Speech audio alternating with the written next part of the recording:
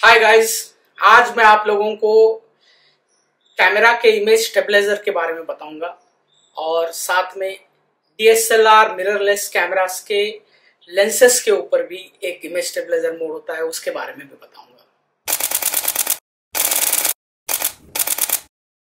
Image stabiliser, इसके नाम में ही हमको पता चल जाता है कि जो हम फोटोग्राफ ले रहे हैं या शूट कर रहे हैं उस पूरे इमेज को स्टेबल रखने की कोशिश करता है। और स्टेबिलिटी का एक पैटर्न होता है, उस पैटर्न को पहले जानना जरूरी है। जैसे कि आप अगर कोई डीएसएलआर कैमरा यूज कर रहे हो तो इस डीएसएलआर कैमरा के लेंस के हद तक अगर मैं बात करूं तो इस लेंस पे आपको यहाँ पर इमेज स्टेबलाइजर के मोड दिखते हैं। तो इसमें क्या है कि एक तो इमेज स्टेबलाइजर ऑन ऑफ का मोड है और साथ में इमेज स्टेबलाइजर 1 एंड 2 ऐसा लिखा हुआ है। तो पहले आपको जानना पड़ेगा कि ये 1 क्या करता है और 2 क्या करता है और इमेज स्टेबलाइजर करता क्या है। जैसे इमेज स्टेबलाइजर जो होता है, आप अगर फोटोग्राफ ले रहे हो तो हमारे हाथ में कैमरा हल्का सा अपने सांस लेते समय या जो भी कारण से हिलता जरूर है। तो ये जो हिलने के कारण आपके फोटोज थोड़े शेकी आ सकते हैं अगर आपका शटर स्पीड कम हो तो इसलिए क्या हो जाता है कि जब आपका शटर स्पीड कम होता है और फोटोग्राफ्स शेकी नहीं आना है तो ये इमेज स्टेबलाइजर बहुत काम करता है।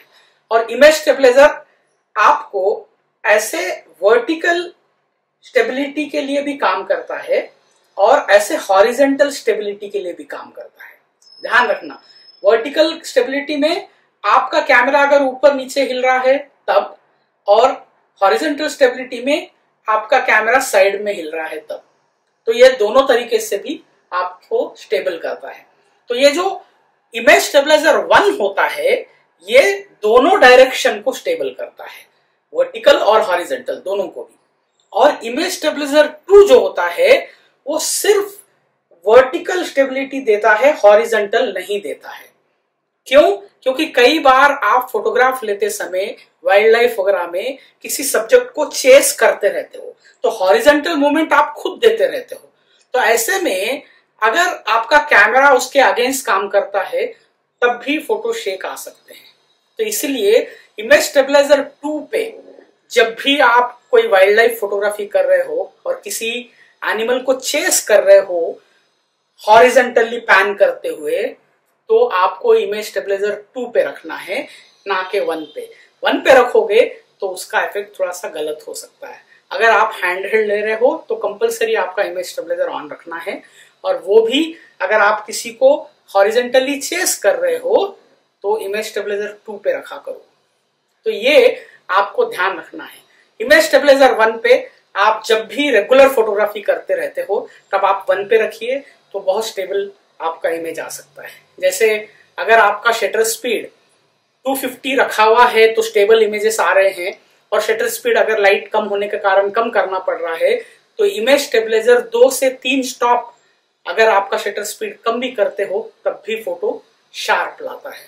जैसे 250 शटर स्पीड की रिक्वायरमेंट है लेकिन 1/60 पे भी आपके फोटो शार्प आ जाएंगे। इस तरह से इमेज स्टेबलाइजर बहुत हेल्पफुल होता है।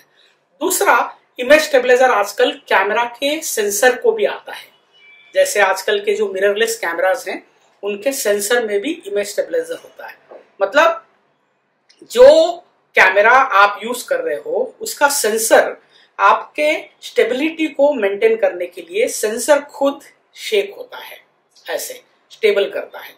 तो उसमें आजकल सेंसर भी 5 एक्सिस इमेज स्टेबलाइजर बोला जाता है। 5 एक्सिस का मतलब क्या हो गया? वर्टिकली तो स्टेबल कर ही रहा है, हॉरिजेंटली भी स्टेबल कर रहा है और क्रॉस भी स्टेबल कर रहा है, क्रॉस भी। तो मतलब क्या हो गया कि आप कैमरा पकड़ते हो तो किसी भी डायरेक्शन में आपका कैमरा अगर हिलता है तो उसे स्टेबल करने की कोशिश करता है। तो ये 5 एक्सिस होता है और वो सेंसर के अंदर खुद होता है।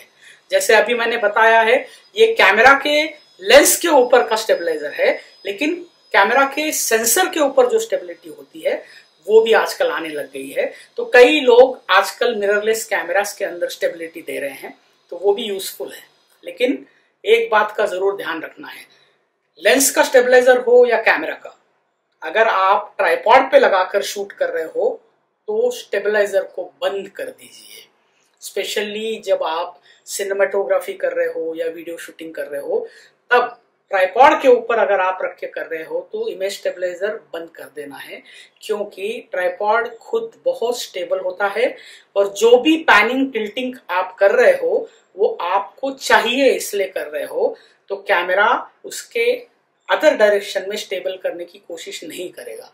अगर आपने ट्राइपॉड के ऊपर इमेज स्टेबलाइजर ऑन रखा तो आपके शूट में हल्के से जर्क भी नजर आ सकते हैं, क्योंकि जब आप पैन कर रहे हो तो इमेज स्टेबलाइजर उसको रोकने की कोशिश करता है, तो जर्क आ सकता है।